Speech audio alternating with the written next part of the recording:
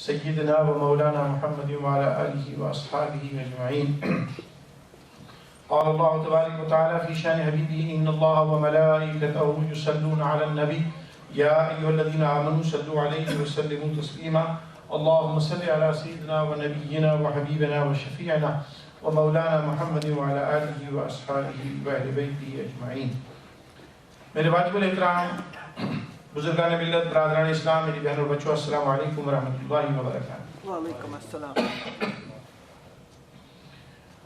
آج الحمدللہ ماہانہ درس قرآن کی اس محفل میں ہم نئی سورت شروع کریں گے. سورہ یونس کا درس مکمل ہو گیا تھا. Last time we concluded the interpretation and tafsir of Surah Yunus, the 10th chapter of the Holy Quran. Today we are going to start the 11th chapter, Surah Hud, inshallah. اور اس سورت میں الحمدللہ قرآن کریم کی ہر سورت میں اللہ تعالیٰ نے بہت اہم باتیں لکھی ہیں، اور اس سورت میں بھی انشاءاللہ عزیز آپ دیکھیں گے کہ عقائد کے حوالے سے بڑی اہم باتیں ہیں جس کو اگر ہم کاش سمجھ جائیں تو ہمارے لیے تو قرآن کی ایک آیت ہی کافی ہے ہدایت کے لیے. سورہ ہود was revealed to رسول اللہ صلی اللہ علیہ وسلم in the city of Makkah. So this is مکی سورہ. اس میں 123 آیتیں ہیں اور اس میں 10 رکوع. There are 123 verses and 10 رکوع in this surah. This is سورہ مکیہ اور یہ ہجرت سے بعض روایتوں کے مطابق تقریباً 1 سال پہلے نازل ہوئی.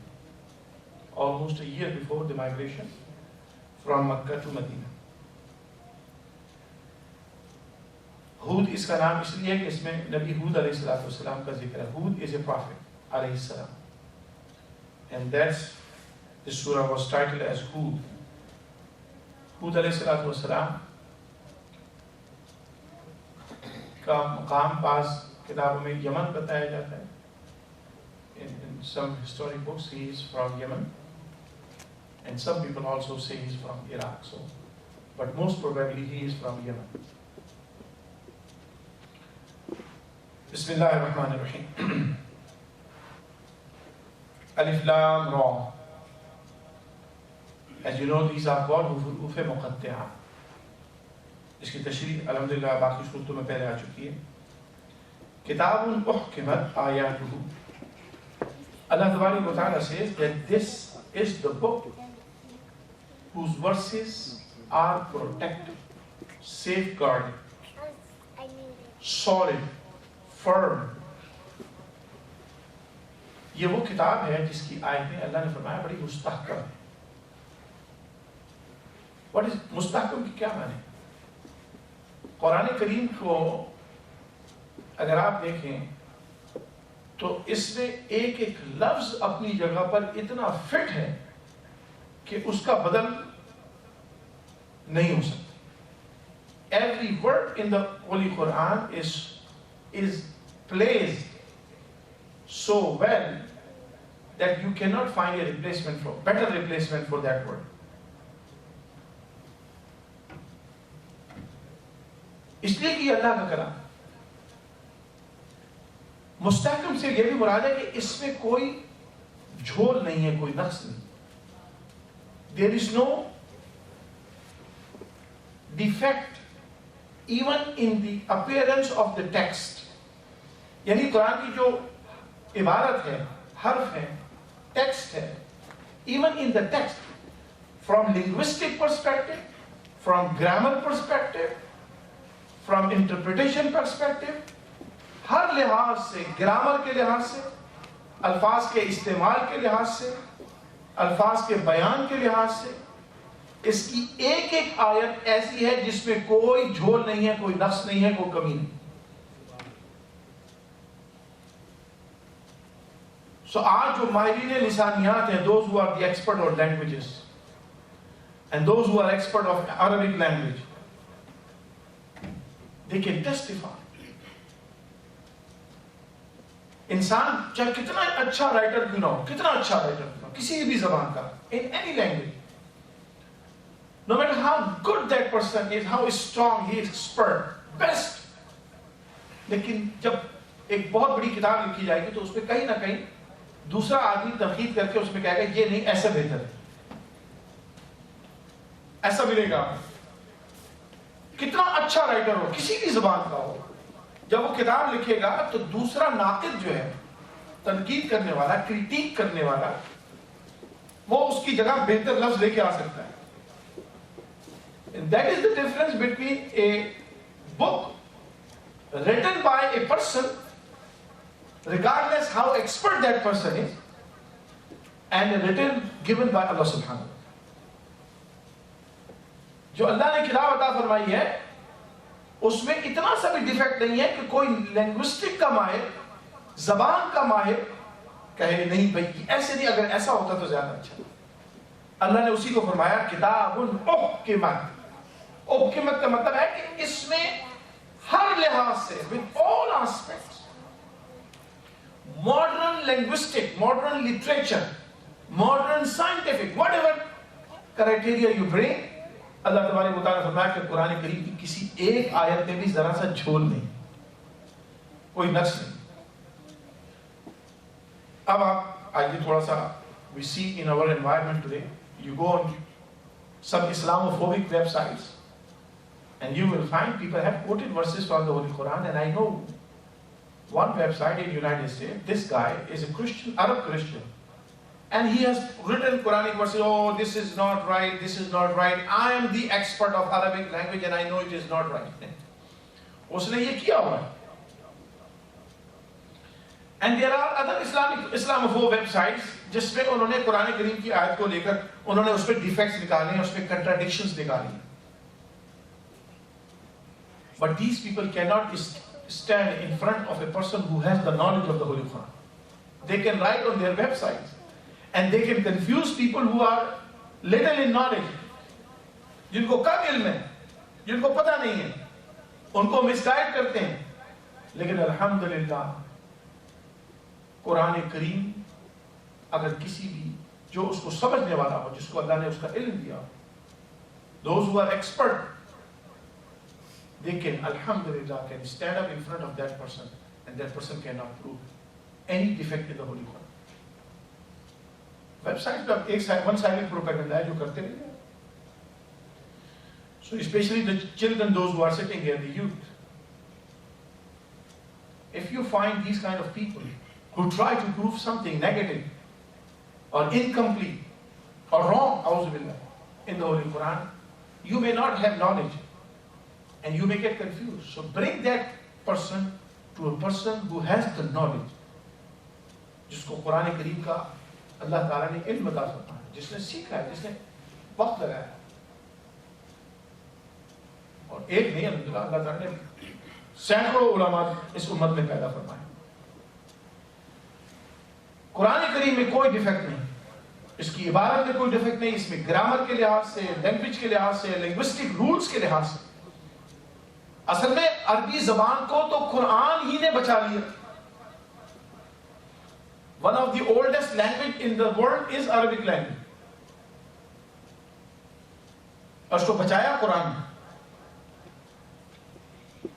تو اللہ تبارک و تعالیٰ فرماتا ہے کہ this is the book, جس کی کتاب ہے, جس کی the verses of this book are احکمت, solid, without any defect, without any imperfection, without any opportunity for anyone to replace a certain word and find a better word. It is a solid, مستحکم آیت ہے. اور پھر فرمایا ثم فصلت, خالی آیتیں نہیں ہیں, خالی ان کی عبارت نہیں فرمایا, پھر اس کی جو تفصیل ہے وہ بھی بہت موجود ہے, وہ بھی محکم ہے. ثم فصلت, پھر اللہ نے فرمایا ہم نے اس قرآن کی اس کی تفسیر بیان کی, اس کی تفسیر بھی بیان فرمائی, وہ بھی اللہ کی طرف سے. فرمایا یہ سب کس کی طرف سے ہے؟ قرآن کس کی طرف سے, اس کی عبارت کس کی طرف سے, اس کی تفسیر, اس کا بیان کس کی طرف سے؟ من لدن حکیم خبیر.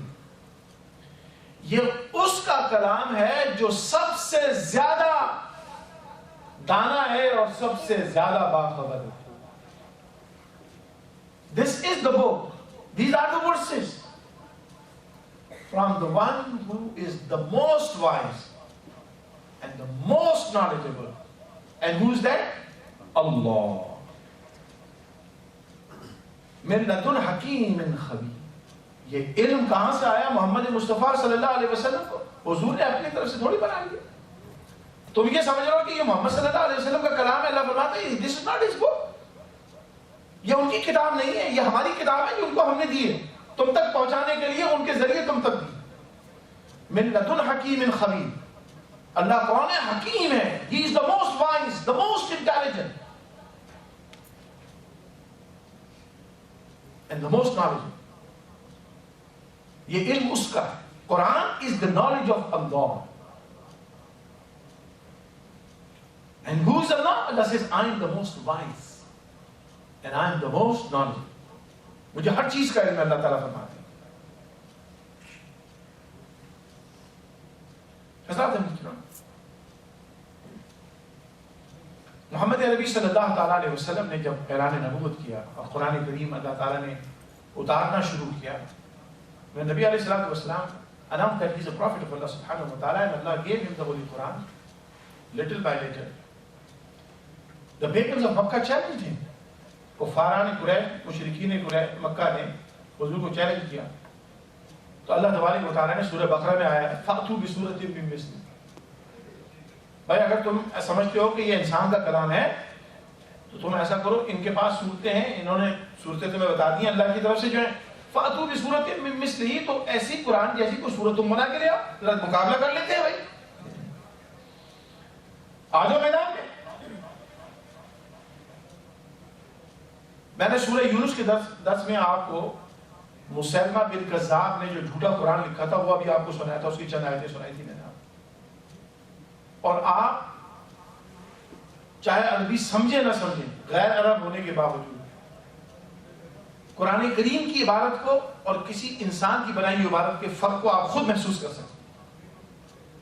You can feel that difference. Even you do not know Arabic, you are not Arab. But when somebody is reading the Holy Quran and somebody is making up some sentences in Arabic language, you can see this is not Quran. This doesn't feel like Quran. تو مسلمہ بن کذاب کی میں نے آپ کو چند آیتیں اس نے جو بنائی تھی وہ سنائی تھی. محمد صلی اللہ علیہ وسلم نے چیلنج کیا، اللہ نے چیلنج کیا کہ if you believe that this book is written by a man, by a person, go make up your surah and let's compare. یاد رکھیے مسلمان کسی سے ڈرتا نہیں. میں تو ان مسلمانوں پہ حیران ہوں چپ کر کے بیٹھ جاتے، ان کو پتہ ہی نہیں ہوتا بیچارے کیا کریں. میں یہ نہیں کہہ رہا ہوں کہ جا کے لڑو کسی سے، لیکن اگر کوئی تمہارے دین پر اٹیک کرے، الحمدللہ یہ تمہیں پورا سالڈ یقین ہونا چاہیے کہ تم حق پر ہو، وہ حق نہیں. تمہیں اتنا you should have a so solid belief that you are right. If you do not have a knowledge, go and get the knowledge from someone who has the knowledge. لیکن کبھی بھی بیٹا جو بچے یہاں بیٹھے ہیں، بچیاں بیٹھی ہیں، never ever for a second have a feeling in your heart that you may be wrong. I'm talking about deen. I'm not talking about دنیا کی باتیں نہیں کر رہا ہوں. I'm talking about Quran. I'm talking about Muhammad sallallahu alayhi wa sallam. I'm talking about Allah. باقی معاملات میں ہم سے غلطی ہو سکتی ہے، بالکل ہو سکتی ہے، کیوں نہیں ہو سکتی. انسان جو غلطی کرے اس کو ماننا چاہیے. We should accept if we make mistake. But when it comes to beliefs, when it comes to Islam and Quran and Nabi sallallahu alayhi wa sallam, and somebody tries to put doubts in your mind, absolutely reject right there. And then you come and talk to someone who can give you that knowledge. And then you can go back and explain. کبھی بھی intimidate نہیں ہونا دین کے معاملے میں. Problem ہمارے ساتھ یہ کہ ہمیں دین کی نالج نہیں ہوتی. Any can come and confuse us, کیونکہ ہماری بنیاد مضبوط نہیں ہے. جب کسی عمارت کی بنیاد مضبوط نہیں ہوتی تو آندھی اس کو بڑے آرام سے گرا دیتی ہے. جس کی بنیاد مضبوط ہوتی ہے وہ بلڈنگ بڑی مضبوط رہتی ہے.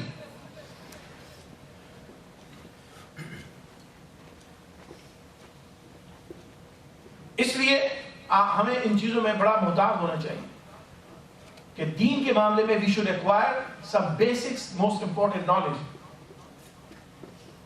تاکہ کوئی آج کل کی دنیا میں انفارمیشن اتنی زیادہ اویلیبل ہے کہ اس کے نتیجے میں آدمی کنفیوز ہو جاتا ہے، بڑے بڑے کنفیوز ہو جاتے ہیں، بچوں کی بات نہیں ہے، بڑے بڑے ایلڈرز، اس لیے کہ لوگوں کو روٹی کپڑا اور مکان سے فرصت ملے تو وہ دین پڑھیں. پرابلم یہی ہے. We are busy in making money. We are just busy in just surviving because we have so much debts. We need to raise family. We need to raise ourselves. We need to take care of the food and this and that. Yes, those are important responsibilities. I'm not saying that we should not fulfill those responsibilities. That is our first responsibility. But we should have some time in 24 hours, at least some time to learn the deen of Allah subhanahu wa ta'ala. Why Allah's deen is not priority for us? Because that deen does not bring food to our table. No, it brings food to your table. ابھی آگے بات آئیں گی اس میں. اور اسی آیت اسی صورت میں سورہ ہود میں وہاں سورہ بقرہ میں تو کہا فَأْتُوا بِسُورَةٍ مِّن مِّثْلِهِ، اگر تمہیں قرآن میں کوئی شک ہے تو ایک سورت بنا کے لاؤ اور مقابلہ کر لو. اور اس صورت میں آگے آئے گا اللہ نے فرمایا اچھا کوئی تمہیں شک ہے قرآن پہ تو ذرا 10 آیتیں ہی بنا لاؤ. Bring 10 verses. Let's compare. تم کو کتنی عربی آتی ہے اور اللہ کو کتنی عربی آتی ہے. سبحان اللہ. اللہ نے فرمایا یہ جو قرآن ہے this is my book and there is no defect. And Allah challenged those people. You prove it, you come and talk. اللہ نے فرمایا اللہ تعبدوا الا اللہ. اللہ نے یہ قرآن کیوں دیا؟ Why Allah gave this Quran?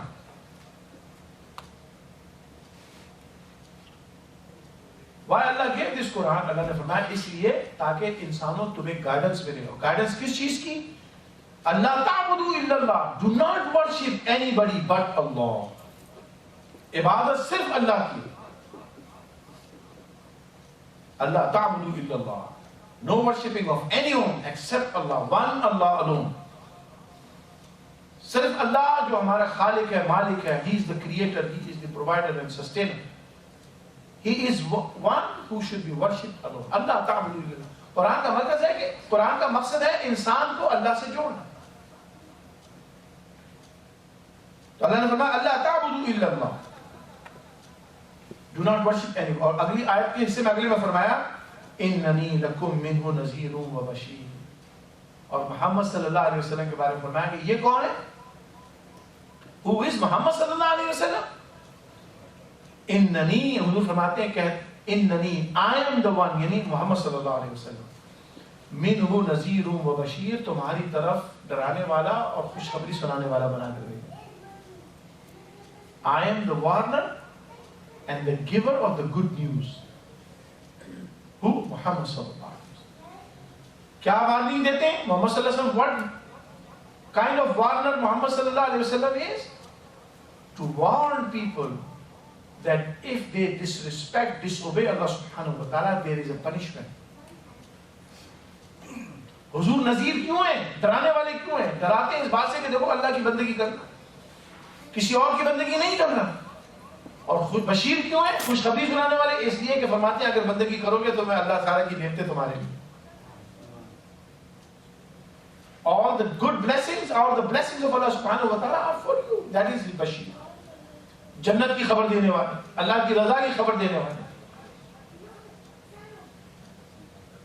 وَأَنِ اسْتَغْفِرُوا رَبَّكُمْ. اے انسانوں سنو، میں نے تمہیں قرآن کی شکل میں ہدایت دی. I have given you this book of guidance. Do not worship anybody but Allah. And Muhammad sallallahu alaihi wasallam gave you to give you this news. اب تم کیا کرو؟ What you do, what we do as a human, as ordinary people, ہماری کیا ذمہ داری ہے؟ وَأَنِ اسْتَغْفِرُوا. اب اللہ ربکم، اپنے رب سے اپنی معافی مانگو. Repent to your Lord. اس سے معافی مانگو. غلطی ہو گئی اس کی بارگاہ میں جھک جاؤ، اس سے مغفرت طلب کرو. Ask forgiveness of your Lord اللہ سبحانہ wa ta'ala. اچھا یہ بھی ہوتا ہے نا بعض اوقات غلطی ہو گئی توبہ کر لی اور اس کے بعد پھر پرانے جگہ پہ چلے ہوتا ہے نا. اکثر تو یہی ہوتا ہے. کسی کا جنازہ دیکھ لیا بس اب توبہ کر لی، اللہ ہو یہ مر گیا، میں بھی کہیں مر نہ جاؤں، پھر جلدی سے توبہ کر. ہے نا, جنازہ دیکھ کے فوراً ڈر لگنے لگتا ہے, اپنی موت یاد آتی ہے, انسان توبہ کر لیتا ہے, اور پھر جیسے دفنانے کے بعد 1-8 گھنٹے کے بعد پھر پرانے راستے میں چلے جاتے, وہ سارا اثر ختم. اب لگتا ہے کہ مرنا ہی نہیں ہے, وہ جو مرنے والا تھا وہ تو مر گیا, اس کو تو دبا دیا, اب ہم نے تو مرنا ہی نہیں ہے, تو ہم جو مرضی کرتے ہیں. اس لاش کو دیکھ کے انسان کو عبرت ہوتی ہے, جیسے اس لاش کو دفنا دیا سمجھے اب ہم نے تو مرنا ہی نہیں ہے. نہیں, ایسا نہیں ہے, وہ موت آ کے رہی گی. It's not going to go away. It is an ultimate, regardless we hate death, still it will come. There is no escape. اس سے رائے فرار نہیں ہے. تو اللہ نے فرمایا انستغفروا ربکم, اپنے رب سے معافی مانگو, اور اس کی معافی مانگنے کے بعد یہ نہ کرو کہ پھر پرانے راستے پہ چلے جاؤ. Go back to your state, old state. Go back to what you have been doing before, repenting to Allah subhanahu wa ta'ala. اللہ تعالیٰ سے معافی مانگنے سے پہلے جو تم کر رہے تھے واپس اس پہ نہیں چلے. بھئی میں نے تو معافی مانگی. بعض لوگوں کو کہا تھا جناب حج کرنے چلو, کہتے ہیں ابھی تو میں بڑا جوان ہوں, ابھی میں کیسے حج کروں, کیا ضرورت ہے حج کرنے, بوڑھے ہو جائیں گے تو پھر حج کرنے جائیں گے. تاکہ گناہ کرنے کی صلاحیت ہی نہ رہے, اتنے گناہ کر لو جب تک صلاحیت ہے, کرتے جاؤ, پھر حج کر کے آ جائیں گے, وہ معافی ہو جائے گی, اب گناہ کرنے کی صلاحیت ہی نہیں ہے تو اب کرنے کی ضرورت ہی ہے. یہ مسلمان کی سوچ ہو چکی ہے.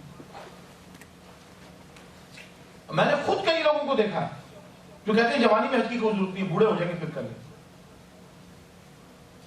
تو جوانی اللہ نے گناہ کے لیے بنائی کہ مرنے سے پہلے حج کر لینا, بس پھر سب کام ٹھیک ہے. حضور نے فرمایا اس سے زیادہ بے وقوف انسان کوئی نہیں ہے, حدیث شریف کے الفاظ, اس سے زیادہ ناعاقبت اندیش کوئی نہیں ہے. There is no one more foolish than this person. Who that person? حضور نے فرمایا جو اس امید پہ گناہ کرتا جائے کہ اللہ معاف کر دے. ہو سکتا ہے توبہ کی توفیق نہ ملے, ممکن ہے. There is a possibility that you keep on making sins and committing wrongdoings with the hope that Allah will forgive. Nabi sallallahu alaihi wasallam said, what if you don't get the opportunity to repent before your death? So you die as a sinful man, and then you will be punished by Allah subhanahu wa ta'ala. انسان کو توبہ کر لینی چاہیے, مغفرت مانگ لینی چاہیے, اور پھر اس پہ قائم رہنا چاہیے. اسی لیے اس آیت میں فرمایا وَأَنِسْتَغْفِرُوا رَبَّكُمْ, اپنے رب سے معافی مانگو. معافی مانگنے کے بعد یہ نہ کرو کہ پھر چلے جاؤ گناہ کی طرف. نہیں, فرمایا ثُمَّ تُوبُوا إِلَيْهِ, پھر اس کی طرف ہی متوجہ رہو. Then you stay connected with Allah subhanahu wa ta'ala. After you repent, you stay connected. اس کی طرف توجہ رہو. ثم توبوا الیہ, پھر اسی کی بارگاہ میں کرتے رہو توبہ. مغفرت کرنے کے بعد, حج کرنے کے بعد پھر انسان آئے اور اس کی زندگی میں کوئی تبدیلی. میں تو دیکھتا ہوں بعض لوگ حج کرنے کے بعد اور زیادہ نالائق ہو جاتے ہیں. وہ سمجھتے ہیں پچھلا حساب ہو گیا, اب دوبارہ سے نئے سرے سے گناہ کرو. کتنے بدقسمت ہیں یہ لوگ جنہوں نے دین کا مذاق, یہی تو دین کا مذاق ہے, تم نے کھیل تماشا بنا لیا دین. اللہ نے فرمایا مغفرت مانگنے کے بعد آفٹر ریپینٹنس ثم توبوا الیہ, پھر اس سے کنیکٹڈ رہو. اور مغرب کا وقت ہو گیا, نہیں 5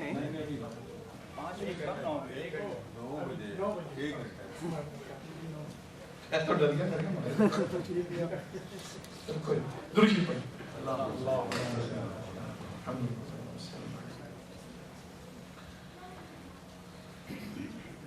ثم توبوا الیہ. اب آپ غور سے سنیے گا بات. جاوید صاحب کہیں نہیں جائیں, بیٹھ جائیں, سب کام بعد میں کریں. بھائی آپ لوگ یہ چھوڑ دیجیے, یہ درس جو ہے نا یہ مسجد کی انتظامیہ کو بھی سننا ضروری ہے. مسجد کی انتظامیہ کی مغفرت نہیں ہے, سب کو سننا چاہیے. اور یہ آیتیں بڑی اہم ہیں, چھوڑ دیجیے بعد میں ہو جائے. وَأَنِسْتَغْفِرُوا رَبَّكُمْ, اپنے رب سے معافی مانگو. ثُمَّ تُوبُوا إِلَيْهِ, پھر اس کی طرف متوجہ رہو. You stay connected with Allah subhanahu wa ta'ala. Why? اب آپ غور سے سنیے. آج ہماری پرابلم سب سے بڑی کیا ہے؟ As a social, economical, political سمجھ لیجیے. ہماری پرابلم اس وقت سب سے بڑی ہے مسلمانوں کی, اکثریت کی, ساروں کی تو نہیں, کہ ہماری economic situation is not good. جو میں نے بات شروع میں کہی تھی کہ ہم روٹی کپڑا اور مکان کے چکر پہ کھیل رہے ہیں. آئی تھنک میجورٹی دنیا کی اس وقت چاہے وہ مسلمان نہیں بھی ان کا بھی مسئلہ یہ ہے. موسٹ آف اس majority of human beings they are busy with their sustenance. روٹی کپڑا ہونا, روٹی بھی چاہیے ان کو, کپڑا چاہیے ان کو, رہنے کی جگہ چاہیے. قربان جاؤں اس اللہ کے جس نے قرآن میں ہمیں روٹی کپڑا مکان کے لیے بتایا کہ رستہ اگر یہ رکھو گے میں تمہیں گارنٹی دیتا ہوں تم کبھی نہیں اس چکر میں پھنسے, پریشان نہیں ہوگے. ہم نے قرآن کو پڑھنا چھوڑ دیا ہے, اور اگر پڑھتے بھی ہیں تو سرسری طور پہ پڑھتے ہیں اور غور نہیں کرتے. اللہ نے فرمایا تم مجھ سے توبہ مانگو, ریپینٹنس ہونی چاہیے, پھر مجھ سے کنیکٹ رہو, don't go away, stay connected. تو کیا ہوگا؟ اب آگے آیت کے حصے میں فرمایا دین واٹ یو ول گیٹ. اللہ نے فرمایا یمتعکم متاعا حسنا, میں تمہیں دنیا کی پر لطف زندگی عطا فرماؤں.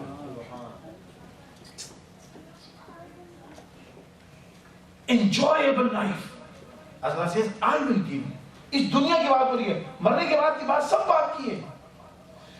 متاعا حسنا یمتعکم, میں تمہیں عطا کروں گا اس زندگی کی لطف اندوز رانائی عطا, جس کو تم انجوائے کرو گے. You will have an enjoyable life. You will have a joyful life. تمہیں پر لطف زندگی نصیب ہوگی. الی اجل مسمى, لازمی طور پر اس پر لطف زندگی کا تعلق اس زندگی کے ساتھ ہے, تو ہمیں آخر تو مرنا ہے. تو الی اجل مسمى, ایک مقررہ مدت تک.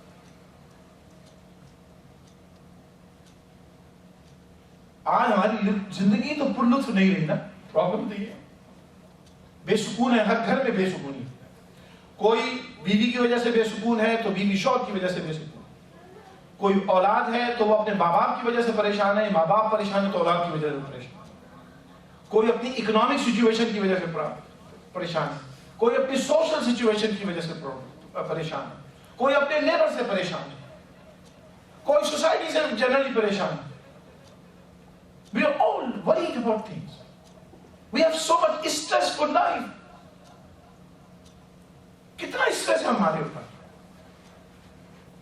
اور اللہ نے اسٹریس فری زندگی کا اصول بیان کیا ہے. فرمایا مجھ سے کنیکٹ رہو, میں تمہیں پر لطف زندگی عطا کروں. پر لطف زندگی یہی ہے کہ اسٹریس فری زندگی یہی پر لطف ہے. اسٹریس والی زندگی پر لطف نہیں جس میں آدمی پریشان ہی رہے, اسٹریس ہی رہے. کسی کو ہارٹ اٹیک ہو رہا ہے, کسی کو جناب ڈائبٹیز ہو رہی ہے, کسی کو کچھ ہو گیا, کسی کو کچھ ہو گیا. وجہ یہ ہے کہ ہم پریشان رہتے ہیں. اسٹریس جو ہے اس وقت سب سے بڑا کاز آف ڈیزیزز ہے. آپ پڑھ لیجیے, میڈیکل رپورٹ پڑھ لیجیے, ہارٹ کی problem mostly it is because of stress ان اور لائف. پریشان ہے, جاب کے اوپر پریشان ہے تو گھر میں بھی پریشان ہے. اللہ نے فرمایا تم مجھ سے کنیکٹڈ رہو, میں تمہیں گارنٹی دیتا ہوں کہ you will have a enjoyable life, stress free life. تو حضرات محترم, اگر ہمیں اسٹریس سے آزادی چاہیے, ہمیں پریشانیوں سے نجات چاہیے, ہمیں پرسکون زندگی چاہیے, تو اللہ تبارک و تعالیٰ کی بات مان لیں تو انشاءاللہ پرسکون زندگی ہے ہمارے پاس. وَيُؤْتِ, اور دیکھیں قربان, اللہ نے فرمایا وَيُؤْتِ كُلَّ ذِي فَضْلٍ فَضْلًا, اور تم میں سے جو زیادہ نیکی کرے گا میں اس کو اور زیادہ عطا کروں گا. یعنی پر لطف زندگی ملے گی. اب اس میں سے جو زیادہ میری طرف توجہ کرے گا, اللہ نے فرمایا میں اس کو زیادہ ہی دوں گا. What else we want? وَيُؤْتِ كُلَّ ذِي فَضْلٍ فَضْلًا, تو جو زیادہ محنت کرنے والا ہوگا, زیادہ نیکیاں کرنے والا ہوگا, اللہ نے فرمایا پھر میں اس کو بھی زیادہ, جو جتنی محنت کرے گا اتنا زیادہ اس کو نصیب ہوگا. اب اللہ نے یہ بات بتا دی ہمیں. Now it's up to us. He has given us the decision power. You make up your mind. You decide کہ تم پر لطف زندگی چاہتے ہو کہ مصیبتوں والی زندگی چاہتے ہو. ہم تمہیں بتاتے ہیں کہ پر لطف زندگی یہ ہے کہ ہم سے معافی مانگو اپنے غلطیوں کی, اور پھر میرے ساتھ ہی کنیکٹڈ رہو, میری بندگی میں رہو, میرے رسول کی فالوئنگ میں رہو, تو اللہ نے فرمایا کہ پھر میں تمہیں پرسکون زندگی دوں گا، اور جو تم میں زیادہ محنت کرے گا اللہ کی طرف، اللہ نے فرمایا میں اس کو اور زیادہ عطا فرماؤں گا. اور اللہ نے فرمایا اگر تم یہ نہیں چاہتے ہو، if you decide against it وَإِن تَوَلَّوْا، تو اگر تم منہ پھیر لو اپنا، فَإِنِّي أَخَافُ عَلَيْكُمْ عَذَابَ يَوْمٍ كَبِيرٍ، تو محمد صلی اللہ علیہ وسلم کو بتا دیجئے کہ مجھے اس بات کا ڈر ہے کہ اس یوم کبیر کو تم کو بہت بڑا عذاب دیا جائے. اس بڑے دن اللہ تعالیٰ تم کو بہت بڑے عذاب میں ڈال دے گا. On that big day، یوم کبیر کون سا ہے؟ قیامت کا دن. On the judgment day، if you turn away your face، اگر تم اللہ کی نافرمانی کرو گے اللہ تعالیٰ کو کچھ نہیں بگاڑ سکتے. تو اللہ کے رسول نے فرمایا، اللہ نے ان کو حکم دیا، بتا دیے انی اخاف، مجھے ڈر ہے اس بات کا، علیکم، تمہارے اوپر، عذاب یوم کبیر، عذاب اس بڑے والے دن، بڑے دن آ گیا، یعنی قیامت کے دن تم کو کسی مصیبت میں ڈال دیا جائے، عذاب میں ڈال دیا جائے. اور سنو، الی اللہ مرجعکم، it is not your choice. اس دنیا میں تمہیں چوائس ہے. In this dunya we have an option. We have the right to choose. When we have the ability to choose. ہمیں اختیار کرنے کا، سوچنے کا، سلیکٹ کرنے کا اختیار دیا گیا ہے. لیکن مرنے کی بعد اس کا کیا انجام ہوگا اس پر ہمارا کوئی اختیار نہیں. تو اللہ نے فرمایا الی اللہ مرجعکم، تم سب نے لوٹ کر اللہ کے پاس جانا ہے. You cannot escape Allah. You cannot say, okay, میرا کوئی اور خدا بنا لو اپنا، اس کے پاس نہیں جاؤ. وہ ایک ہی خدا جس نے پیدا کیا اسی کے پاس جانا ہے. Whether you like it or you don't like it. Whether you want to or you do not want to. مرنے کے بعد اسی رب کی طرف جانا ہے جس نے تمہیں دنیا میں بھیجا. إِلَى اللَّهِ مَرْجِعُكُمْ، all of us will go back to Allah subhanahu wa ta'ala. وَهُوَ عَلَى كُلِّ شَيْءٍ قَدِيرٌ، اور وہ اللہ تعالیٰ ہر چیز پر قدرت رکھنے والا ہے. He is the one who has the power over all things. اب سنیے آگے اللہ تبارک و تعالیٰ فرماتے ہیں، کافروں کی بات ہے لیکن آج مسلمانوں کی حرکتیں بھی ان کفار اور مشرکین کے ساتھ بڑی مماثلت ہماری کر دی. اللہ نے فرمایا الا، خبردار، سنو، listen، beware، انہم یسنون صدورہم یستخفوا منہ.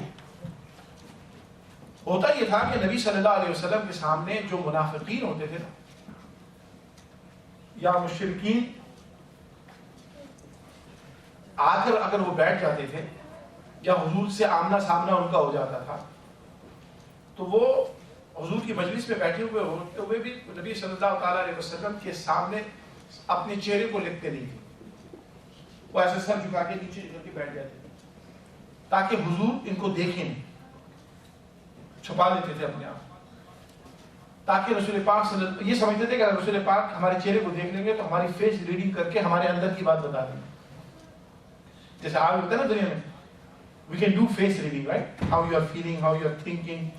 So these kuffar and mushrikeen and then hypocrites also, they used to sit in front of Nabi sallallahu alaihi wasallam, they used to look down, so he could not see, he could not make eye contact with them, he could not see their faces, so he could not do their face reading. اللہ نے ان کی اس بات کو کھول دیا، expose کر دیا. الا انہم یسنون صدورہم لیستخفوا منہم، اے محمد صلی اللہ علیہ وسلم یہ اپنے سینوں کو ایسے کر کے بیٹھ جاتے ہیں. یسنون صدورہم، یسنون کے معنی اپنے سینے کو دورا کر لیتے ہیں، یعنی ایسے کر کے بیٹھ جاتے ہیں، سینوں کو چھپا لینا، چہرے کو چھپا لینا. الا انہم یسنون صدورہم، خبردار یہ اپنے سینوں کو دورا کر لیتے ہیں. They bend their chest, they bend their faces, they do not want their faces exposed. لِيَسْتَخْفُوا مِنْهُمْ، why they do this thing؟ تاکہ وہ اس کو چھپا لیں.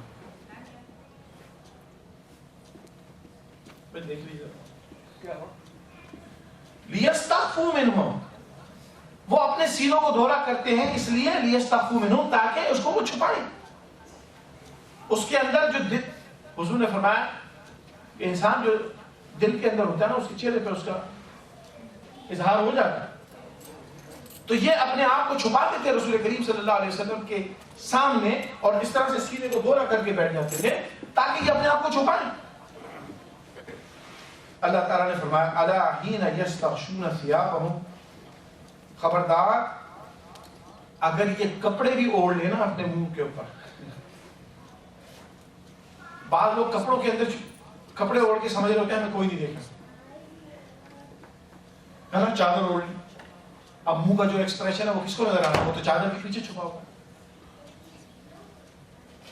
الا حین یستغشون ثیابہم, یہ جو چادریں اوڑھ کر کپڑے اوڑھ کر منہ کو چھپا لیتے ہیں, یعلم ما یسرون و ما یعلنون, اللہ تعالیٰ فرماتا ہے میں ان کے ان تمام چیزوں کو جانتا ہوں, یہ نہ مجھ سے نہیں چھپا سکتے. جو یہ چھپا رہے ہیں, جو یہ ظاہر کر رہے ہیں, اللہ فرماتا ہے I know everything. تم کپڑے ڈال کر, منہ کے اوپر چادریں ڈال کر, لحاف ڈال کر, بستر کے اندر گھس کر, کمروں میں گھس کر جو کام کرتے ہو, اللہ فرماتا ہے تم کو پتہ, تم سمجھ رہے ہو کہ تم نے چھپا لیا.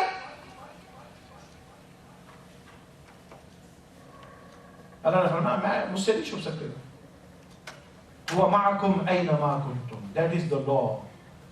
اللہ نے فرمایا میں تمہارے ساتھ ہوں جہاں بھی ہوں. چادر کے اندر وہ بھی اللہ تمہارے ساتھ ہی ہے. منہ کے اوپر چھپ. اچھا ایک بات مجھے یہاں ایک مسئلہ یاد آ گیا, فقہ کا مسئلہ. نماز کے اندر یاد رکھیے منہ کو چھپانا نماز کو خراب کر دے. میں نے بعض بڑے بڑے مذہبی لوگوں کو دیکھا, وہ رومال اتنا اونچے ڈال لیں گے کہ آپ بالکل آلموسٹ منہ چھپ جاتا ہے. آپ کی تو کپڑے سے منہ ڈھانپنا نماز کے اندر منع ہے. آپ نے دیکھا ہوگا بعض لوگ جو ہے نا وہ جیسے سعودی عرب کے اندر وہ جو لمبا رومال ہوتا ہے اس کو اتنا زیادہ ڈال لیتے ہیں کہ آپ کا منہ آلموسٹ ڈھک جاتا ہے. نماز خراب ہو گئی. نماز کے اندر چہرہ کھلا سامنے رکھنا ہے.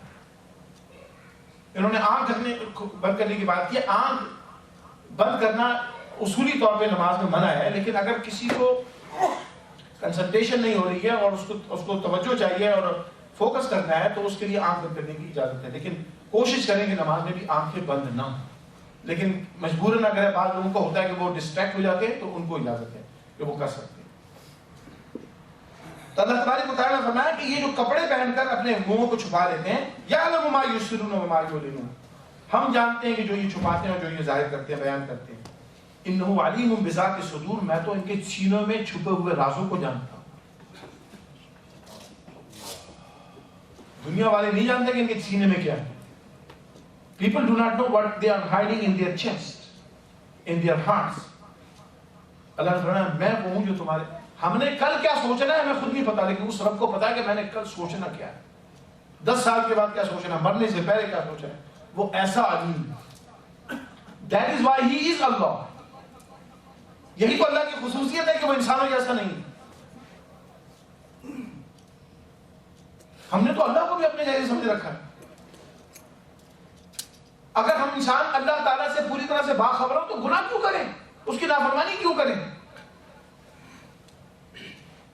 ہم نے تو سمجھے کہ کوئی بھی نہیں دیکھا, وہ رب تو دیکھا.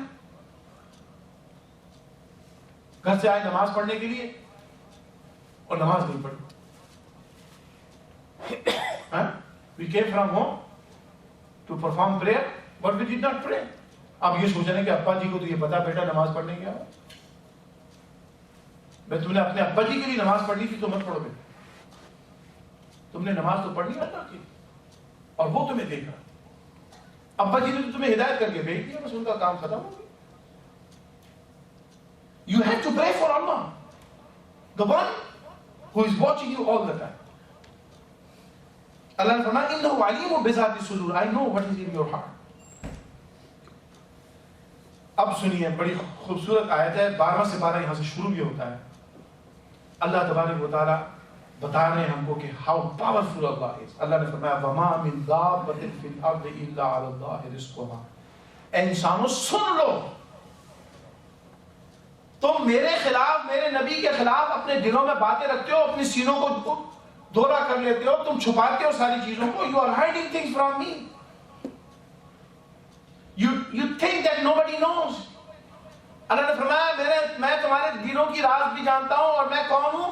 وما من دابۃ فی الارض الا علی اللہ رزقها. سن لو, روئے زمین پر کوئی ایسی چیز نہیں ہے جو چل پھر سکے, جاندار ہو, جانور ہو, کوئی بھی ہو, جو چلنے پھرنے والی چیزیں ہیں, موو کرنے والی چیزیں ہیں, جتنی جاندار چیزیں ہیں, all the living things, all the insects, microscopic insects to big things. اللہ نے فرمایا وما من دابۃ فی الارض, روئے زمین پر کوئی ایسی چیز نہیں ہے جس کا رزق میں نے اپنے ذمے نہیں لیا.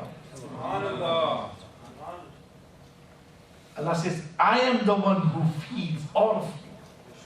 From microscopic bacteria to the huge and huge creations of Allah subhanahu wa ta'ala, including humans. Allah says, روح زمین کی ہر چیز کو میں دیتا ہوں کھانا. اور اللہ نے فرمایا اللہ علی اللہ رزقها, اس کا رزق اللہ نے اپنے ذمے لے لیا, خود لے لیا ہے. اللہ کا شکر ہے اللہ نے ہمارا رزق کسی انسان کے ہاتھ میں نہیں دیا, ورنہ تو مار دیا جاتا. انسان تو بڑا ظالم ہے, انسان تو بڑا انتقام لینے والا ہے, انسان تو بڑا کینہ پرور ہے, انسان تو بڑا غصہ کرنے والا ہے. اللہ نے فرمایا تم مجھ سے کنیکٹڈ رہو, میرے ساتھ جڑے رہو, میں تمہیں بتاتا ہوں کہ تم کو میں مرنے نہیں دوں گا, تمہیں کھانا دوں گا. اور رزق خالی روٹی کا نام نہیں ہے, رزق میں ہر چیز آ جاتی ہے, پوری سسٹیننس آ جاتی ہے. All sustenance. Whatever you need for survival, Allah says, it is upon me. I have taken upon myself. وَفَرْمَا وَيَعْلَمُ مُسْتَقَرَّهَا وَمُسْتَوْدَعَهَا. آپ ذرا غور کریں, اگر ایسا ہوتا, I'm talking hypothetically, مفروضے کے طور, اگر ایسا ہوتا کہ اللہ تعالیٰ کسی مخلوق کو کینیڈا میں پیدا کرتا, لیکن اس کا رزق اس نے پاکستان میں رکھا ہوتا, بڑا مشکل ہو جاتا اس کے لیے سروائیول, ہے نا, سروائیول بڑی مشکل ہو جاتا. اللہ نے ہر مخلوق کا رزق وہیں رکھا ہے جہاں اس کو پیدا کیا. جو چیز یہاں کی اللہ نے ان کا رزق نہیں رکھا, اس کو ڈھونڈنا پڑتا ہے. You have to go and find it. You have to go and struggle for it, but it is within your reach. تو اللہ نے فرمایا وَمَا مِن دَابَّةٍ فِي الْأَرْضِ إِلَّا عَلَى اللَّهِ رِزْقُهَا, روح زمین کی ہر جاندار چیز کا رزق اللہ نے اپنے ذمہ لیا ہے. وَيَعْلَمُ مُسْتَقَرَّهَا, اللہ فرماتا ہے میں جانتا ہوں کون سا جاندار کہاں رہتا ہے, میں اس کا رزق وہاں تک پہنچاتا ہوں.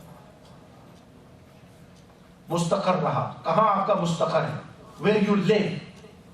وَمُسْتَوْدَعَهَا, اور پھر کہاں وہ امانتاً اس کو رکھا جائے, ٹیمپریری ریزیڈنس, قبر کی جگہ, وہ بھی مستودع ہے, جہاں انسان وہ تھوڑی دیر کے لیے جائے گا وہ مستودع کہلائے گا. عارضی مکان, عارضی جگہ. اور یہ دنیا کو اگر دیکھا جائے تو دنیا عارضی جگہ ہے. تو اللہ نے فرمایا کہ تم دنیا میں امانتاً رہو, مستقبل طور پر عارضی طور پر رہو. اللہ نے فرمایا رزق میں تمہیں پہنچاؤں, اور دنیا کے اندر جہاں تم رہتے ہو میں تمہارا رزق وہاں پہنچاؤں. اور خالی انسانوں کا نہیں, جانوروں کا, پرندوں کا, ساروں کا رزق اللہ تبارک و تعالیٰ وہیں پیدا کرتا ہے جہاں ان کا مستقر ہوتا ہے, جہاں ان کی رہنے کی جگہ. کل فی کتاب مبین, اللہ نے فرمایا یہ ساری چیزیں کتاب مبین کے اندر ہیں. کتاب مبین کیا ہے؟ اللہ کا علم ہے. بعض نے اس کو لکھا ہے لوح محفوظ, یہ لوح محفوظ بھی ہے. لوح محفوظ میں بھی کیا, اللہ کا علم ہے. وَهُوَ الَّذِي خَلَقَ السَّمَاوَاتِ وَالْأَرْضَ فِي سِتَّةِ أَيَّامٍ, اللہ فرماتا ہے میں کون ہوں, هُوَ الَّذِي, اللہ وہ ہے جس نے زمین اور آسمان کو پیدا کیا 6 دنوں کے. وَكَانَ عَرْشُهُ عَلَى الْمَاءِ, زمین اور آسمان کو پیدا کرنے سے پہلے اللہ کا عرش پانی کے اوپر تھا. لِيَبْلُوَكُمْ أَيُّكُمْ أَحْسَنُ عَمَلًا, تاکہ وہ تم سب کو اچھے اعمال کے سلسلے میں آزمائے. اب یہاں میں ایک بات کہنا چاہتا ہوں, ماشاءاللہ صاحبان علم یہاں بیٹھے ہوئے, صاحبان علم بیٹھے ہوئے. یہ جو اللہ تبارک و تعالیٰ نے فرمایا, اور یہ بات پہلے بھی آ چکی ہے, سورہ بقرہ میں بھی آ چکی ہے اور دوسری جگہ بھی آ چکی ہے. اس قسم کی آیت قرآن میں کئی جگہ ریپیٹ ہوئی ہے. اللہ نے فرمایا کہ میں نے زمین اور آسمان کو 6 دنوں میں پیدا کیا. میں تفصیل میں نہیں جاؤں گا, میں لیکن یہاں ایک نقطے کی بات میں آپ کو کہنا چاہتا ہوں. یہ 6 دن, جیسے کہ میں نے آپ کو پچھلے دروس میں بھی بتایا, یہ 6 دن جو ہے مختلف علماء نے اس کی انٹرپریٹیشن مختلف کی ہے. 6 دن بعد لوگوں نے کہا کہ ایسے 6 دن ہیں جیسے ہمارے 24 گھنٹے کے دن ہوتے ہیں. بعد میں بولا نہیں, یہ 6 دن وہ ہیں جو اللہ تبارک و تعالیٰ نے قرآن میں بیان فرمایا سورہ حج کے اندر کہ اس کا ایک دن 1000 سال کے برابر ہے. ایک دن 1000 سال کے برابر ہے, یعنی 1 day is equal to 1000 years. یوم قیامت کا ایک دن 1000 سال کے برابر ہے. بعض نے کہا کہ یہ 6 دن نہیں ہے بلکہ اس سے مراد ہے 6 اسٹیجز، 6 اسٹیجز میں ساری کائنات بنی. اور میں یہ سمجھتا ہوں کہ it is very scientific, more close to what science has discovered. 6 stages. This whole universe was created into 6 stages. اور بعض صحابہ کے اس میں قول بھی ملتے ہیں. حضرت ابن عباس رضی اللہ تعالیٰ عنہ کو ملتا ہے کہ 6 دور میں یہ ساری چیز مکمل ہوئی. پہلے اللہ نے ایک مخلوق کو بنایا، اور سب سے پہلے مٹیریل چیزوں میں، مادی چیزوں میں. What created? Allah says, I created water. The first thing was created was water. And آج بتائیے سائنس کی دنیا میں people are going on moon and Jupiters and all other planets. And what they are looking for? Water. But they are looking for water. Because if water is there, then the life will be there. And اس قرآن میں 1400 سال پہلے بتا دیا کہ کائنات میں the beginning of life is from water. اللہ نے فرمایا جب زمین و آسمان نہیں تھے تو میرا عرش پانی پہ تھا، یعنی اس وقت پانی تھا، اور وہ زمین پہ نہیں تھا. کہاں تھا وہ اللہ ہی جانتا. لیکن اللہ نے فرمایا پانی تھا. اللہ نے فرمایا وَكَانَ عَرْشُهُ عَلَى الْمَاءِ، میرا عرش پانی کے اوپر تھا. یعنی اللہ کا کہ تمام نظام پانی کے اوپر موجود. پھر اس کے بعد اللہ نے زمین اور آسمان پیدا کیا اور پھر پانی کو زمین پہ رکھا. ہو سکتا ہے کہیں اور بھی پانی ہو. We do not know. وَلَئِن قُلْتَ إِنَّكُمْ مَبْعُوثُونَ مِن بَعْدِ الْمَوْتِ لَيَقُولَنَّ الَّذِينَ كَفَرُوا إِنْ هَذَا إِلَّا سِحْرٌ مُبِينٌ. اے محمد صلی اللہ علیہ وسلم، آپ ان کافروں کو، مشرکوں کو اگر یہ کہیں إِنَّكُمْ مَبْعُوثُونَ مِن بَعْدِ الْمَوْتِ، تم مرنے کے بعد دوبارہ پیدا کیے جاؤ گے، دوبارہ اٹھائے جاؤ گے، دوبارہ زندہ کیے جاؤ گے، تو وہ کیا کہتے ہیں؟ لَيَقُولَنَّ الَّذِينَ كَفَرُوا، تو وہ لوگ جنہوں نے کفر کیا وہ کہیں گے ان هذا الا سحر مبین، یہ تو بے حد عجیب قسم کا جادو ہے، بڑا کھلا جادو ہے. How is it possible? How we can be alive again after death? We are dust to dust. We don't exist anymore. اللہ نے فرمایا میں نے تمہیں اس وقت بنایا جب تمہارے وجود نہیں تھا. تو جب میں تمہیں بغیر کسی چیز کے، بغیر کسی چیز سے، ایک پانی کے قطرے سے، ایک قطرے سے میں تمہیں پیدا کر سکتا ہوں، تو مٹی جب میں، اگر تم مٹی بن گیا تو میں اس مٹی سے تمہیں دوبارہ زندہ نہیں کر سکتا. اللہ نے فرمایا کہ یہ کہیں گے جنہوں نے کفر کیا، اللہ کا انکار کیا، ان ھذا الا سحر مبین، یہ تو بہت بڑا جادو ہو جائے گا بھائی، کیسے زندہ ہو جائیں گے. وَلَئِنْ أَخَّرْنَا عَنْهُمُ الْعَذَابَ إِلَىٰ أُمَّةٍ مَّعْدُودَةٍ لَيَقُولُنَّ مَا يَحْبِسُ. اللہ نے فرمایا اچھا یہ جو نافرمان لوگ ہیں، کافر ہیں، مشرک ہیں، بدکار ہیں، اللہ کے نافرمان ہیں، اللہ نے فرمایا وَلَئِنْ أَخَّرْنَا عَنْهُمُ الْعَذَابَ، اگر ہم ان لوگوں پہ سے اپنا عذاب ٹال دیں تھوڑی دیر کے لیے، ڈیلے کرتے ہیں، if I delay my punishment on them إِلَىٰ أُمَّةٍ، اس گروہ پر، اس قوم پر، معدودہ کچھ عرصے کے لیے، لَيَقُولُنَّ مَا يَحْبِسُ، تو وہ مذاق سے کہتے ہیں یہ عذاب ہم پر آنے والا تھا، یہ رک کیوں گیا بھائی. آپ کو ایسے لوگ مل جائیں گے جو کہیں گے جناب ہم تو اللہ کے نافرمان ہیں، اللہ تو ہم کو تو بڑا اچھا رکھا ہوا بھائی. اور میں نے خود دیکھا ہے مسلمان کمیونٹی میں، بھائی ہم تو نماز نہیں پڑھتے، ہم تو کچھ نہیں مانتے، ہم تو بہت اچھے ہیں بھائی، ٹھیک ہے ہماری زندگی. اللہ نے فرمایا میں ان پہ عذاب ڈال رہا ہوں، یہ ایسی باتیں کر رہے ہیں. They think, I'm fine, I'm healthy, I have a house, I have a family, I have a wife, I have a job, I have a business, I'm fine. Why should I believe in Allah? Why should I believe in Islam? Why should I be a Muslim? Allah says, I am delaying that punishment. And they are becoming more arrogant. اللہ نے فرمایا وہ مذاق سے کہتے ہیں کہ عذاب کیوں ہم پہ نہیں آیا. الا یوم یاتیہم لیس مصروفا عنہم، خبردار جب وہ میرا عذاب ان پر آ جائے گا پھر وہ واپس نہیں جائے گا. Once the punishment starts coming, then you cannot turn that back. وحاق بہم ما کانوا بہ یستہزئون، اور یہ جو اللہ کے دین کا مذاق اڑا رہے ہیں، اللہ کا مذاق اڑا رہے ہیں، اللہ نے فرمایا کہ وہ ان کو پھر گھیر لے گا ان کے مذاق کی وجہ سے، ان کی گستاخی کی وجہ سے. وَلَئِنْ أَذَقْنَا الْإِنسَانَ مِنَّا رَحْمَةً ثُمَّ نَزَعْنَاهَا مِنْهُ. غور سے سنیے گا، یہ بات کافروں کے لیے ہے لیکن میں یہ سمجھتا ہوں آج کل کے مسلمانوں پہ 100% فٹ ہوتی ہے، مسلمانوں کے لیے. وَلَئِنْ أَذَقْنَا الْإِنسَانَ، بات آ رہی ہے انسان کی، جب ہم انسان کو کیا کرتے ہیں؟ منا رحمتن. اللہ فرماتا ہے کہ جب ہم انسان کو اپنی رحمت کا مزہ چکھاتے ہیں. رحمت کیا ہے اس کی؟ ہیلتھ از رحمہ آف اللہ، فیملی از رحمہ آف اللہ سبحانہ، بزنس اللہ کی رحمت ہے، گھر اللہ کی نعمت ہے، فیملی اللہ کی نعمت ہے، صحت اللہ کی نعمت ہے، سب نعمت ہے. اللہ فرماتا ہے جب میں انسان کو اپنی رحمت کا مزہ چکھاتا ہوں، یعنی اس پر رحمت گئے کرتا ہوں، اس کو خوش کر دیتا ہوں، وہ خوشحال ہو جاتا ہے. پھر اللہ تعالیٰ فرماتا ہے دیتا کون ہے؟ اللہ فرماتا ہے میں دیتا ہوں نا. میں نے دیا، اللہ نے فرمایا میں نے ان کو صحت دی، میں نے ان کو گھر بار دیا، میں نے ان کو سب چیزیں دی.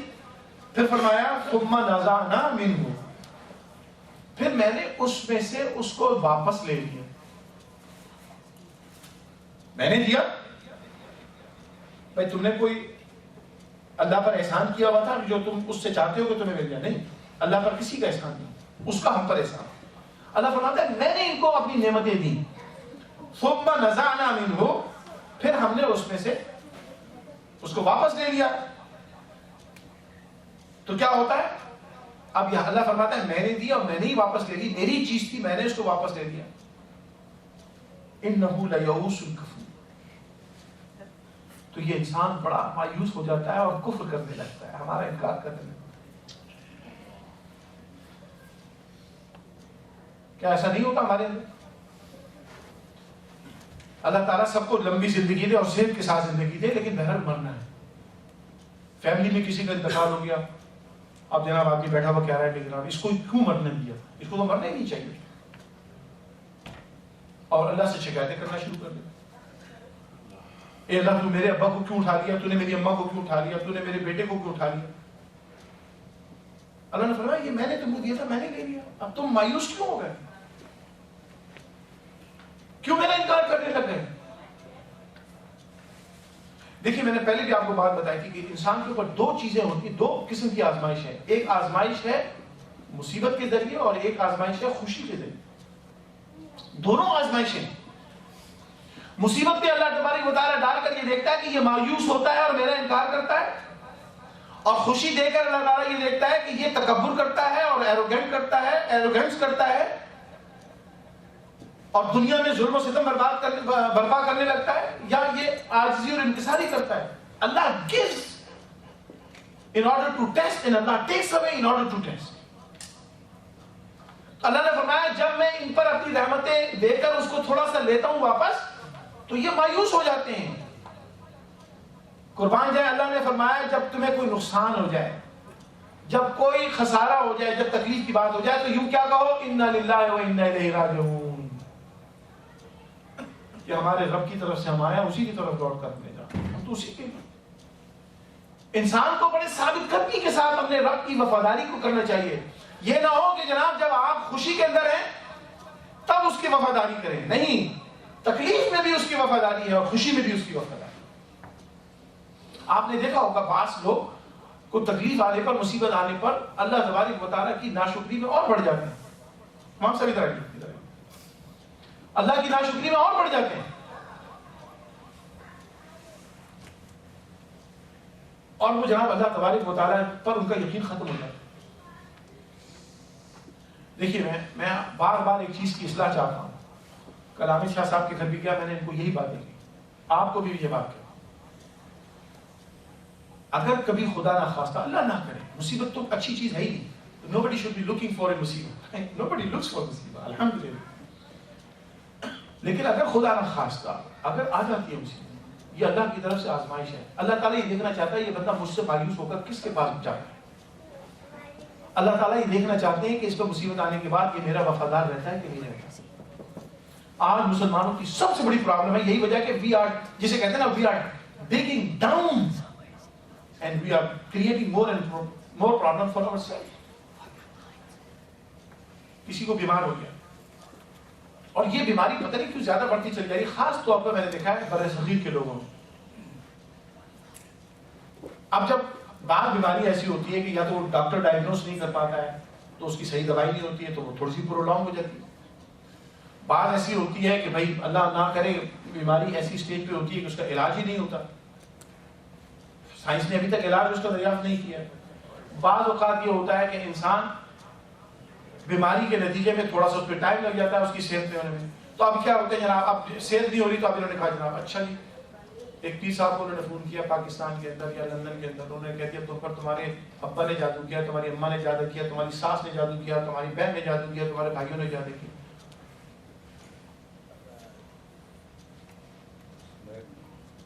اللہ. اور اس انسان کو اس جعلی پیر کی بات پہ یقین ہے اور اپنے رب کی بات پہ یقین نہیں. یہ کیسا مسلمان ہے؟ غور تو کریں آپ, where are we going؟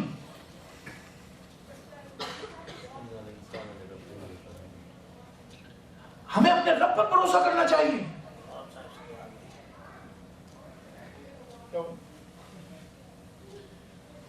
ہمیں اپنے رب پر بھروسہ کرنا چاہیے. کوئی انسان کسی انسان کو نقصان نہیں پہنچا سکتا, کوئی انسان کسی انسان کو فائدہ نہیں پہنچا سکتا.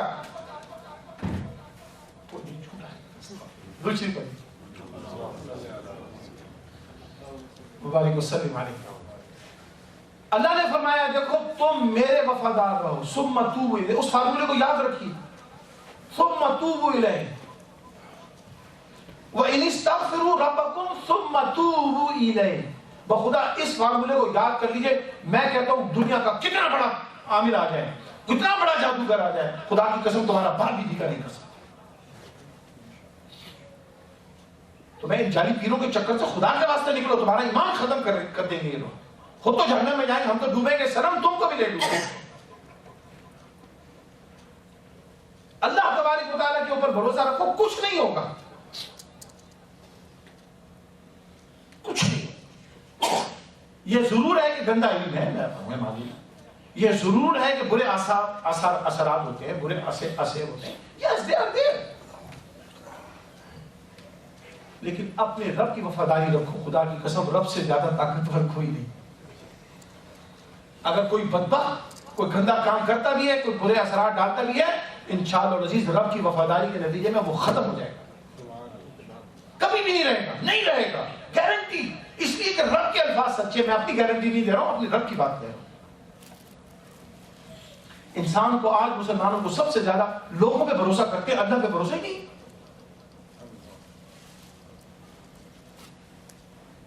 ہمیں لوگوں سے ڈر لگتا ہے, اللہ سے ڈر نہیں لگتا. لوگوں سے فائدے کی امید ہوتی ہے, اللہ کو اعوذ باللہ خاک بدن ہم نے معذور سمجھ رکھا ہے. And that is our tragedy.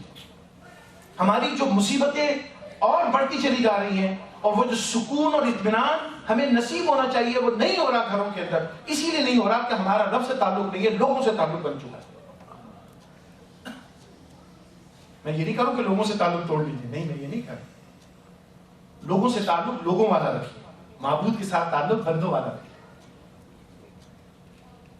ہر ایک کا اپنا مقام ہے. اس رب کا اسٹیٹس یہ ہے کہ وہ سب سے ہائیسٹ اتھارٹی ہے اور وہ ہم سے محبت کرتا ہے. یاد رکھو, اللہ does not hate us, He loves us. حضور نے فرمایا تمہاری ماں تم سے محبت نہیں کرتی, تمہاری ماں جیسی 70 مائیں ہیں. حضور نے فرمایا ان کے سارے پیار کو اکٹھا کر لو, اللہ کا پیار اس سے زیادہ. تو جو 70 ماؤں سے زیادہ پیار کرنے والا ہو وہ ہماری مصیبت دیکھ سکتا ہے؟ نہیں دیکھ سکتا. صرف اس کا ایک نظام ہے کہ وہ آزماتا ہے اپنے بندوں کو, کہ میں اس کو آزماؤں گا. وَلَنَبْلُوَنَّكُمْ بِشَيْءٍ مِّنَ الْخَوْفِ وَالْجُوعِ وَنَقْصٍ مِّنَ الْأَمْوَالِ وَالْأَنفُسِ. یہ فارمولا ہے اس کا, اس نے ایک نظام بنایا ہے جس سے we cannot change. It is Allah who made that نظام, that system. اس نے فرمایا کہ میں تمہیں آزماؤں گا. اور یہ بات اس نے کافروں کو نہیں کی, مشرکوں کو نہیں کی, غیر مسلموں کو نہیں کی, مسلمانوں کو کہی ہے. وَلَنَبْلُوَنَّكُمْ, اے مسلمانوں, اے مومنوں, اے محمد صلی اللہ علیہ وسلم کا کلمہ پڑھنے والے, ان کو کہہ رہا ہے اللہ تعالیٰ وَلَنَبْلُوَنَّكُمْ, میں تمہیں آزماؤں گا. Every one of us. بِشَيْءٍ مِّنَ الْخَوْفِ, میں نے خوف کے ذریعے تمہیں آزمانا. وَالْجُوعِ, بھوک کے ذریعے آزمانا.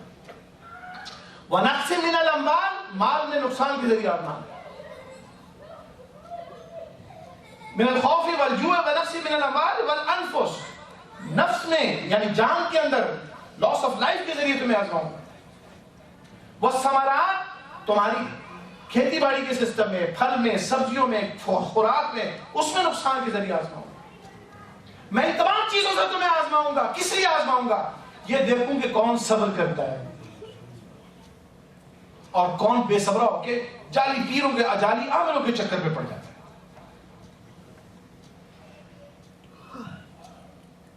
آج ہماری پوری قوم کی ٹریجڈی یہی ہے کہ ہم نے مخلوق پہ بھروسہ کر لیا، اس رب کے اوپر بھروسہ نہیں. اللہ نے فرمایا میں دیکھوں گا وَلَا يُؤْسُ الْكَفُورُ، کہ یہ جب مصیبت میں تھوڑی سی اس کو آزمائش میں ڈالتا ہوں، میں نے جو اس کو رحمتیں دی تھی ان کو ذرا سا میں نے لے لیا، تھوڑا سا اس میں سے لے لیا، یہ مایوس ہو گیا، اس سے مایوس ہو گیا، اللہ سے مایوس. بچہ روتا ہے، ماں اگر دودھ نہ دے تو رو کے کسی اور ماں کو تلاش نہیں کرتی، اسے پتا ہے دودھ یہیں سے ملے گا. اس کو پتا ہے میں اب وہ روتا جائے گا، مانگتا جائے گا، وہاں پھر آخر اس کو دودھ دے گی. ہم یہ کرتے ہیں کہ تھوڑا سا ہمیں دیر میں کوئی چیز ملتا ہے تو ہم پتہ نہیں چیزوں کی تلاش میں لگ جاتے ہیں کہ وہاں سے مل جائے گا، وہاں سے مل جائے گا، وہاں سے مل جائے گا. اللہ نے فرمایا وَلَا يُؤْسُ الْكَفُورُ، بڑا ناشکرا ہو جاتا ہے، کافر کفر کرنے لگتا ہے، انکار کرنے لگتا ہے. اللہ تبارک و تعالیٰ، میں بات کو ختم کروں گے، سوال جب تھوڑے سے ہمارے پاس ٹائم ہے. وَلَئِنْ أَذَقْنَا نَعْمَاهُ بَعْدَ ضَرَّاءَ مَسَّتْهُ، اللہ نے فرمایا اور اگر اس انسان پر کچھ مصیبت آ جائے، کچھ ضرر آ جائے، ضرر اس کو چھو جائے اور اس تکلیف کے بعد ہم اس پر اپنی نعمت بھیج دیں، یعنی بیمار ہو گئے اللہ نے صحت دے دی، غریب تھے اللہ نے امیر برتر کر دیا، گھر نہیں تھا اللہ نے گھر دے دیا، جاب نہیں تھا اللہ نے جاب دلا دی، بزنس نہیں تھا اللہ نے بزنس دلا دیا. تو اللہ نے فرمایا مصیبت آئی اور اس کے بعد ہم نے ان کو اپنی نعمت سے نوازا تو کیا ہوا؟ لَيَقُولُنَّ ذَهَبَ السَّيِّئَاتُ عَنِّي، تو کہنے لگے جناب ہماری تو مصیبتیں ختم ہو گئی، ہماری تو مصیبتیں ختم ہو گئی. اور انہوں نے فرمایا إِنَّهُ لَفَرِحٌ فَخُورٌ، تو وہ زمین پر خوشی کے ساتھ اور اکڑ کر چلتا ہے. یعنی تکلیف دور ہو گئی تو اب اکڑ کے ایسے پھرنے خواہ بنے پھر رہے ہیں جیسے سارا اختیار ہی نہیں کر رہا. اللہ نے فرمایا وہ مصیبتیں میں نے دور کی تھی، تم اکڑ کس بات کی دکھا رہے ہو؟ Why are you becoming arrogant?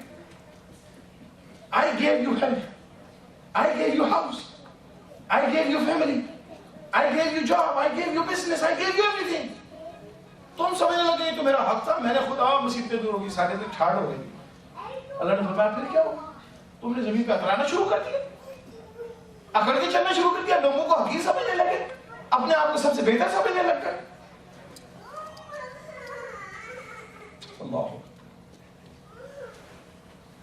اللہ نے فرمایا اِلَّا الَّذِينَ صَبَرُوا وَعَمِلُوا الصَّالِحَاتِ، لیکن وہ لوگ جنہوں نے صبر کیا اور اعمال صالح کیے، اچھے کام کیے، اولئک لہم مغفرۃ واجر کبیر، انہی کے لیے مغفرت ہے، انہی کے لیے بڑا اجر عظیم ہے.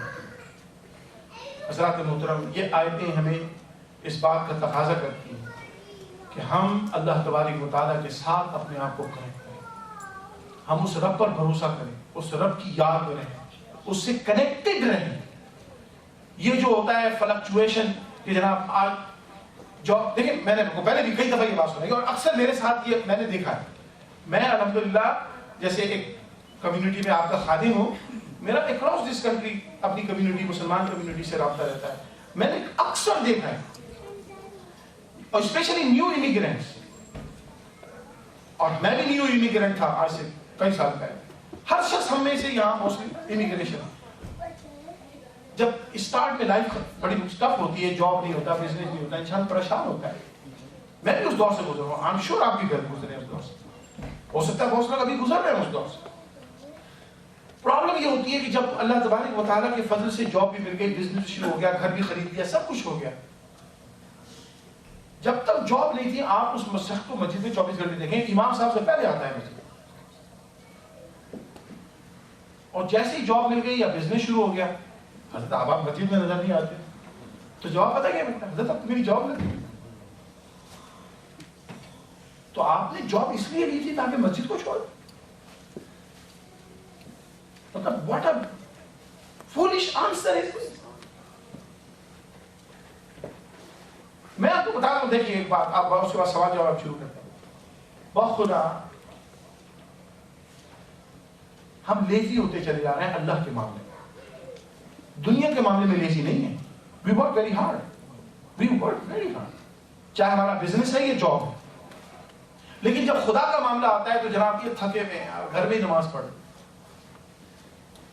نہیں. اگر مسجد آپ کے کنوینئنٹ ڈسٹینس کے اوپر ہے, کنوینئنٹ ڈسٹینس میں یہ نہیں کہوں کہ لازمی طور پہ یہ مسلمان ملک نہیں تو ہر جگہ مسجد نہیں ہے, لیکن اگر کنوینئنٹ ڈسٹینس میں ہے you have to come to مسجد.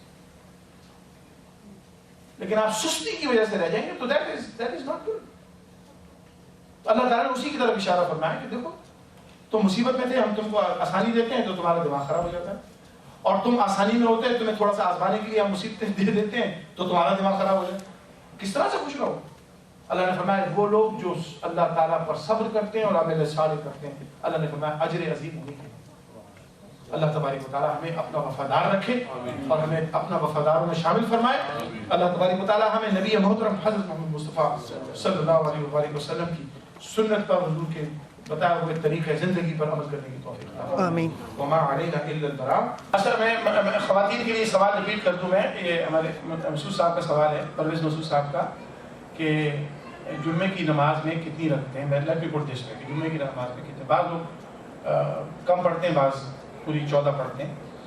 تو فقہ حنفی میں جمعے کی نماز کی 14 رکھتے ہیں, جس میں 2 نفل ہیں. آپ نے جو 12 کہا وہ تو سنت, یعنی فرض سے پہلے 4 سنتیں ہیں, پھر فرض ہے, پھر 4 سنت, پھر 2 سنت, پھر 2 نفل, تو یہ 14 بنتی ہے. ہمارے جو بھائی جو بھی ہیں, چاہے عرب یا غیر عرب, وہ جو پڑھتے ہیں وہ خالی سنت موقعہ پڑھ کے چلے جاتے ہیں, وہ سنت غیر موقعہ نہیں پڑھتے. اس وجہ سے وہ کم کرتے ہیں. ان کا مسئلہ ہو سکتا ہے. جزاک اللہ. یہ بہت اچھی بات آپ نے کی. بالکل. بعض لوگ الحمدللہ یہ بھی ان کی عادت ہے, ہمیں ان کو بینیفٹ آف دا ڈاؤٹ دینا چاہیے کہ وہ ہو سکتا ہے گھر جا کے پڑھتے ہیں. ممکن. وجہ یہ ہے کہ رسول کریم صلی اللہ علیہ وسلم کا بھی طریقہ یہ رہا ہے, اور ہمیشہ مسلمانوں نے اس چیز کو انکریج کیا ہے. مسجد میں سنتیں پڑھنے میں کوئی حرج نہیں ہے, لیکن کوشش یہ ہونی چاہیے کہ حضور کی حدیث ہے, حضور نے فرمایا گھروں کو قبرستان مت بناؤ.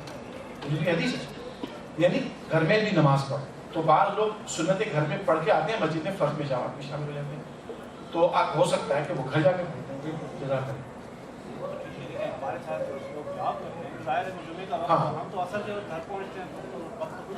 جی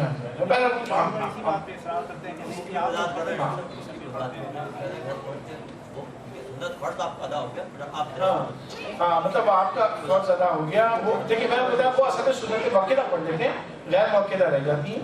ہاں بس اس کے بعد سبحانی صاحب جمعے کی نمازوں میں خصوصاً نارتھ افریقہ میں اور ہمارے مساجد کے اطراف میں لوگ چونکہ زیادہ تعداد میں آتے ہیں اور پھر پارٹی کا ایک بہت بڑا پرابلم ہوتا ہے. تو جو لوگ غلط جگہ پارک کرتے ہیں ان کو فرض سمجھنا چاہیے کہ 2 نمازیں یا 14 نمازیں پورے کر کے جو گناہ حاصل کر رہے ہیں, جو ان لوگوں کا وقت برباد کر رہے ہیں, وہ اب جائیں اور گاڑی ہٹائیں, اپنے گھر جا کے نماز پڑھیں. نہیں, سلانی صاحب کی جو بات ہے وہ جمعے کی نماز میں 14 نمازیں پڑھنا اپنے آپ میں فرض جرداری کر کے دوسرے کو ساتھ پڑھ رہے ہیں, وہ نماز آپ کی نہیں ہوگی. وہ صحیح ہے. اصل میں وہ جو لوگ غیر ایسے پارکنگ کر کے آتے ہیں وہ تو فرض پڑھ کے چلے جائیں. آپ یقین کریں, اور یہ کل ریڈیو میں بھی تھا کہ آپ کے سوال کی میرے سوانی صاحب نے بتایا کہ ہو سکتا ہے وہ جلدی اس لیے جاتے ہیں, انہوں نے غلط پارکنگ کی ہے تاکہ جلدی سے گاڑی بتایا. آگے کیا سمجھے کچھ 4 نماز 14 پڑھ کے چلے. تو دیکھیں نہیں, یہ بڑا ایشو ہے اور یہ ہر جگہ ایشو ہے. کیلگری میں بھی ہے, میں نے دیکھا, یہ ٹورانٹو میں بھی, سب جگہ یہ ایشو ہے. دیکھیے نبی علیہ الصلوۃ والسلام نے مساجد کے اطراف میں لوگوں کو نوٹس ملنے لگے ہیں کہ یہاں پر انہوں نے اپنے لگا نو پارکنگ کے سائن لگا دیا اطراف میں. ہاں, یہ بڑا ایشو ہے. اس کو جمعے میں بیان کرنا چاہیے, یہاں پہ مناسب نہیں ہے. لیکن بہرحال نبی علیہ الصلوۃ والسلام نے کسی ایسی جگہ نماز پڑھنے, انہوں نے نماز رستے میں نماز پڑھنا منع ہے, آپ کو معلوم ہے. جہاں سے آدمی آتے جاتے ہیں وہاں نماز پڑھنا منع ہے, کیونکہ اس سے انکنوینئنس پیدا ہو رہی ہے لوگوں کے لیے. انکنوینئنس ہے. تو if you are creating inconvenience for people and you think you are praying to Allah subhanahu wa ta'ala, your prayer is not good. Because Nabi sallallahu alaihi wasallam نے کہ جس عبادت کے ذریعے لوگوں کے لیے مشکلات پیدا ہوتی ہیں وہ عبادت صحیح نہیں ہے. اسی وجہ سے راستے میں راہگیر جسے بولتے ہیں, راستے میں نماز پڑھنا منع ہے. अब किसी ने पार्किंग में गाड़ी खड़ी कर दी है, गलत पार्किंग, और लोगों का रास्ता रोक दिया, तो लोगों के लिए इनकन्वीनियंस पैदा किए, और ये हुजूर पाक सल्लल्लाहु अलैहि वसल्लम ने मना फरमाया। तो बजाय इसके सवाब मिलने के हो सकता है आपको मुसीबत मिल जाए, अल्लाह ताला नाराज हो जाए। तो इंसान को चाहिए कि दूसरों के लिए आसानी पैदा करे, मुसीबत ना करे। मगर बात ये है कि तो कोई जो हम लोग इसमें हम सब शामिल हैं, मतलब ये कहने का हम लोग दूसरी जगह तो हम पार्किंग नहीं करते, किसी लॉ हुआ या कहीं भी जाकर गलत पार्किंग करके आप देखा इस वक्त तो चूँकि उनको सदा फौरन मिल जाता है, इसलिए उस पर वो ख्याल करते हैं। यहाँ अल्लाह ताला ने उनको बाद में देना है जिसके ऊपर उनका कामिल यकीन है, इसलिए वो तकलीफ देते हैं। जी ये बात है। असल में पता नहीं आप मैं हफ्ते में एक आर्टिकल लिखता हूँ, यहाँ टोरंटो में भी उर्दू टाइम्स में छपता है, पता नहीं आप पढ़ते हैं। मैंने इस टॉपिक पे मैंने कुछ दिनों कुछ हफ्ते पहले लिखे थे इसी बात को, कि उसके जो शुरू का जो मेरा आर्टिकल था उसमें यही था कॉलम में कि हम अपनी कम्युनिटी में उन आदाब का ख्याल नहीं रखते जो हम दूसरी कम्युनिटी में जाके करते समझते हैं। हाँ, हम गोरे से बात करेंगे तो बड़े मुस्कुरा के बात करेंगे, और अपने मुसलमान भाई से मिलेंगे तो मुँह सुझारेंगे जी, ये पता नहीं क्या हुआ। हम एयर कनाडा में जाएंगे तो बड़े डिसिप्लिन के साथ बैठेंगे, PIA में बैठेंगे तो जनाब वो जहाज का बेड़ा गर्क कर देंगे, और एयर होस्टेस को अपनी नुकरानी समझेंगे। पता नहीं why we are like this unfortunately, but that's the way it is. अल्लाह ताला हमें महफूज रखे। आमीन। दुरूद पढ़िए सल्लल्लाहु अलैहि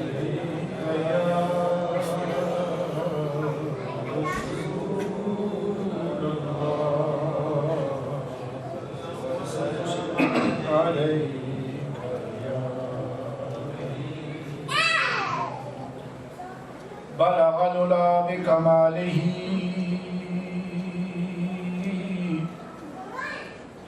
कशफत दुजा बिजमालिही हसनत जमीउ खिसालिही सल्लु अलैहि व आलिहि सल्लल्लाहु अलैहि या रसूल अल्लाह सल्लल्लाहु अलैहि।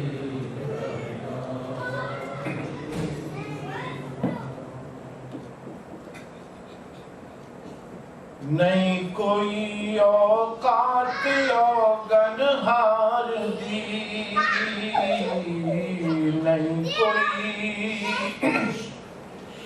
नहीं कोई औकात औगनहार दी, जे हो जईवी हाँ मैं हाँ सरकार दी, जे हो जईवी हाँ मैं हाँ सरकार दी। क्यों फिरा मैं मंगते तो मंग दी, क्यों फिरा मैं मंगते तो मंग दी,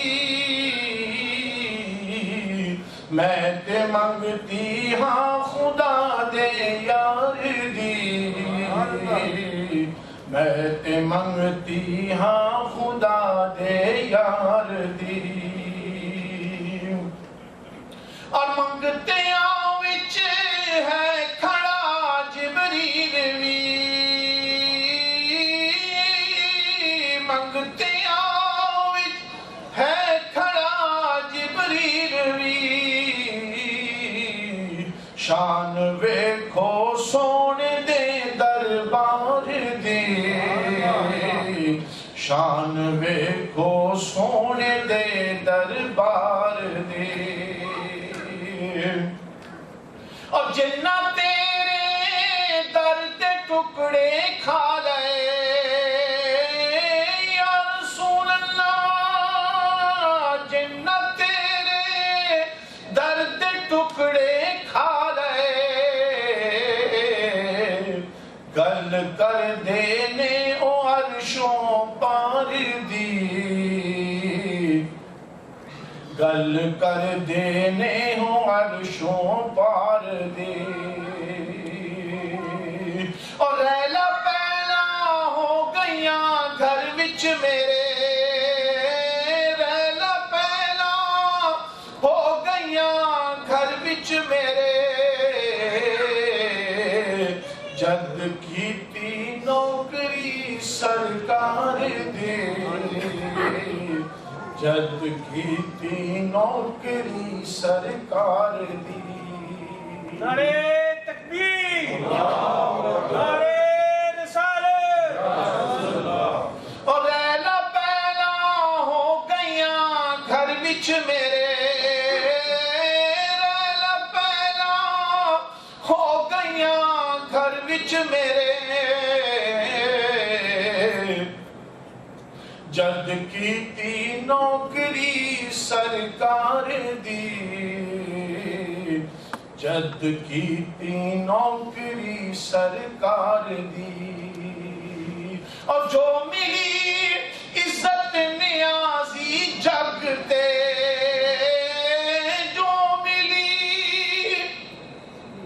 جو ملی عزت نیازی جگ تے مہربانی ہے سب سرکار دی مہربانی ہے سب سرکار دی مصطفیٰ جان رحمت تیرا ہو سلام شمائے بز میں ہدایت پیدا کو سلام شمائے بز میں ہدایت پیدا کو سلام اور وہ زبان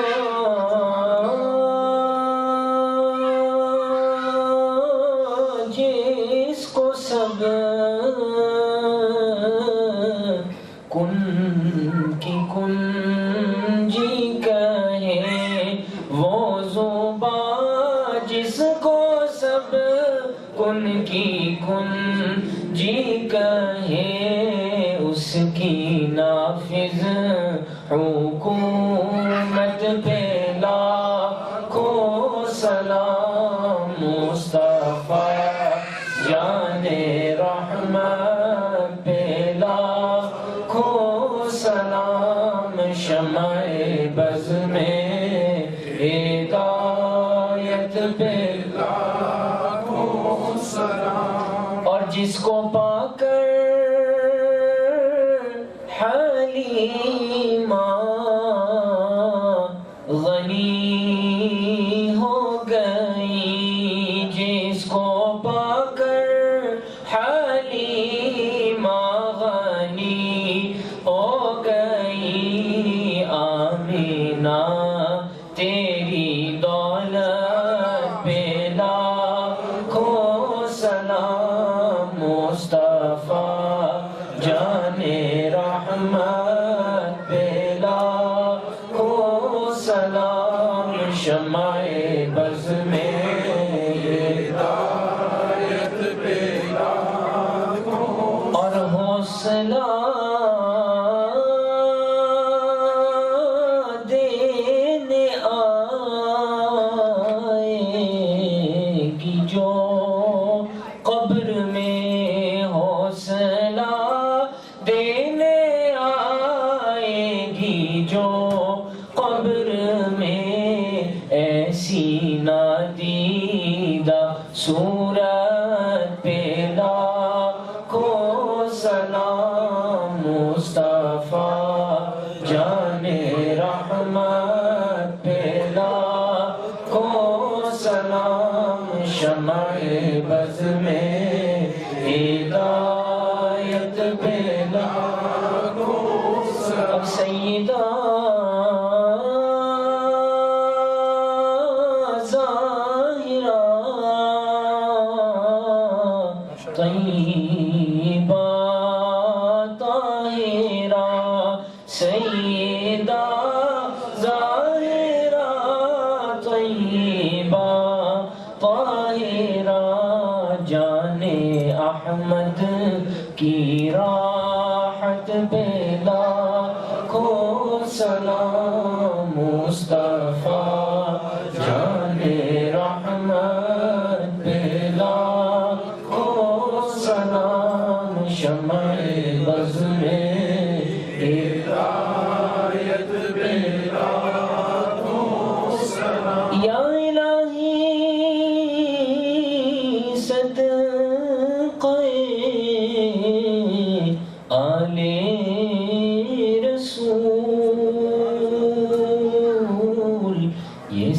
में आजिज़ाना हो कबूल। आप तशरीफ रखिए, एक दफ़ा सूरह फातिहा 3 दफ़ा कुल शरीफ पढ़िए।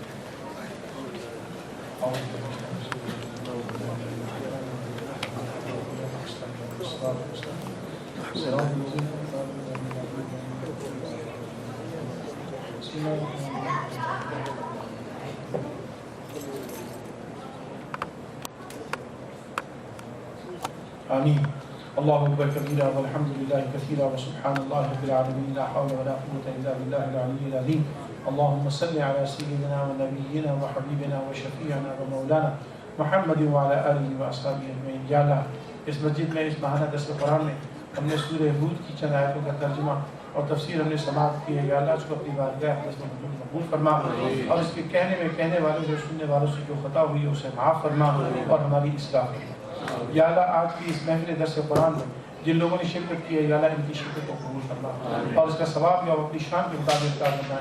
آپ کی بارگاہ میں التجا ہے پروردگار اس کا ثواب شہنشاہ کونین رسول الثقلین حضرت محمد مصطفیٰ صلی اللہ علیہ وبارک وسلم کی خدمت میں حدیث تحفہ پیش فرما۔ حضور کے وسیلے سے ثواب تمام انبیاء کرام صدیقین شہداء صالحین بزرگان دین، خاص طور پر حضور اکرم صلی اللہ تعالی علیہ وسلم کی اہل بیت عظام خلفائے راشدین اولیاء کرام، حضرت غوث سمدانی شاہ بادل مکانی ابو محمد محی الدین سیدنا عبد القادر جیلانی الگیلانی البغدادی رضی اللہ عنہ کی روح کو حضور کے پیش کر کے منظور و مقبول فرما۔ اس کا خصوص ثواب سلسلہ عالیہ سرورتیہ قادریہ چشتیہ نقشبندیہ اور تمام جمی سلاسل کے بزرگان دین کے ارواح کے لیے پیش کر کے منظور و مقبول فرما، و جمیع المؤمنین والمؤمنات والمسلمین والمسلمات کے ارواح کے لیے پیش کر کے منظور و مقبول فرما۔ حاضرین محفل کے جتنے اعزاء اقربا دنیا سے چکے ان سب کے ارواح کے لیے پیش کر کے منظور و مقبول فرما۔ یا اللہ ان سب کی مغفرت فرما، ان سب کے درجات بلند فرما، ان سب کی جنت الفردوس میں بلند مقام عطا فرما، ان کی نیکیاں قبول فرما، گناہوں سے درگزر فرما۔ یا اللہ آج کی اس محفل پاک میں جن لوگوں نے دام درم قدم سفر جو بھی حصہ لیا ہے، تعاون کیا ہے، یا اللہ ان کے اس تعاون کی ان سب کو بہترین جزائے خیر عطا فرما۔ یا اللہ ہمارے بچوں کو نیک و صالح بنا، ان کی عمروں میں برکت عطا فرما۔ یا اللہ ان بچوں کی عمروں میں برکت عطا فرما، ان کو نبی علیہ السلام کی سنتوں پہ عمل کی ہم سب کو توفیق عطا فرما۔ یا اللہ ہمیں پکا نمازی بنا، یا اللہ ہمیں قرآن سے محبت عطا فرما، قرآن کریم کو سمجھ کر پڑھنے کے بعد یا اللہ اس پہ عمل کی توفیق عطا فرما۔ یا اللہ اپنے حبیب علیہ السلام کے واسطے جلیلہ کے صدقے میں پروردگار ہم سب کو بیت اللہ شریف کا حج نصیب فرما۔ ہمارے یہ در نبوت صاحب نے جو پروجیکٹ شروع کیا، دعا فرما اللہ تبارک و تعالیٰ ان کو اس میں کامیابی عطا فرما۔ ان کی خواہش یہ ہے کہ الحمدللہ اس ملک میں بہت کم ایسے گروپ ہیں جہاں پر اہل سنت والجماعت کے ساتھ کسی عالم کے ساتھ، کسی بزرگ کے ساتھ، کسی کے ساتھ جانے کا اتفاق ہوتا ہے۔ ان کی کوشش یہی ہے، دعا فرما اللہ تعالیٰ ان کی کوشش میں ان کو کامیاب فرما۔ یا اللہ ہمارے حج اور عمرے کی سعادت کو قبول فرما اور ہم سب کو نبی علیہ السلام کی دربار کی حاضری نصیب فرما۔ یا اللہ جو بیمار ہیں انہیں شفا عطا فرما۔ سیٹھی صاحب کے لیے انہوں نے کہا کہ کوئی صاحب بیمار ہے، دعا فرما اللہ ان کو صحت و تندرستی عطا فرما۔ ہمارے ریحان صاحب کی والدہ صاحبہ کے لیے آج نہیں آئی ہیں، دعا فرما اللہ تبارک و تعالیٰ ان کو بھی صحت و تندرستی عطا فرما، ان کے والد کی عمر کو بھی عمر میں برکت عطا فرما، ان کی والدہ کی عمر میں برکت عطا فرما۔ یا اللہ عالم اسلام میں جہاں جہاں کوئی بیمار ہے یا اللہ سب کی روحانی جسمانی ظاہری باطنی قلبی فکری بیماریاں دور فرما۔ یا اللہ ہم سب کو صراط مستقیم پہ چلنے والا مومن مسلمان بنا۔ یا اللہ ہمیں گمراہ سے محفوظ فرما، گمراہ لوگوں سے بچا۔ یا اللہ ہمیں بدعقیدگی سے محفوظ فرما، بدعقیدہ لوگوں کی صحبت سے محفوظ فرما، بدعقیدہ لوگوں کو یا اللہ ہدایت عطا فرما۔ یا اللہ اس مسجد کے لیے جو لوگ کام کر رہے ہیں، اس مسجد کی انتظامیہ میں، اس کے والنٹیئرز میں، اس کی نمازیوں میں، یا اللہ ان سب کی عمر میں برکت عطا فرما۔ یا اللہ اس مسجد کی خدمت کے سلسلے میں یا اللہ تو ان کے تمام کاموں کو سنوار دے، ان کی مشکلیں حل فرما دے، ان کو خیر و برکت عطا فرما دے۔ ہمارے امام صاحب ابراہیم صاحب ماشاءاللہ، ہمارے مسجد کے جو ذمہ دار ہیں، ایڈمنسٹریٹر ہیں جناب ریاض صاحب، ان کے لیے، ان کی فیملی کے لیے اور تمام حاضرین کے لیے دل سے دعا کریں اللہ تبارک و تعالیٰ ان سب کی عمروں میں برکت عطا فرما، ان سب کو دارین کی سعادت و برکتوں سے مالا مال فرما۔ ربنا آتنا في الدنيا حسنة وفي الآخرة حسنة وقنا عذاب النار ربنا تقبل منا إنك أنت السميع العليم وتب علينا إنك أنت التواب الرحيم ببركة إن الله وملائكته يصلون على النبي يا أيها الذين آمنوا صلوا عليه وسلموا تسليما اللهم صل على سيدنا ونبينا وحبيبنا وشفيعنا ومولانا محمد وعلى آله وأصحابه وأهل بيته أجمعين برحمتك يا أرحم الراحمين